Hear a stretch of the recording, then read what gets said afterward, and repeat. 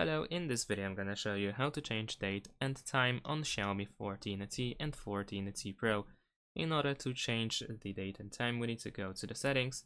In the settings, you want to scroll all the way down to find and go to additional settings.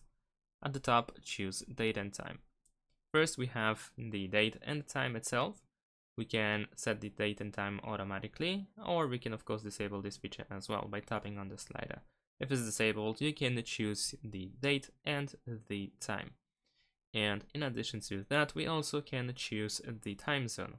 It can be set automatically or manually as well. We can use location in order to set the automatic time zone, but we can also select our own time zone by choosing the region and then eventually the time zone as well. We can also select the UTC offset as well. Thanks for watching, leave a like and subscribe to my channel, and see you in my next videos. Bye!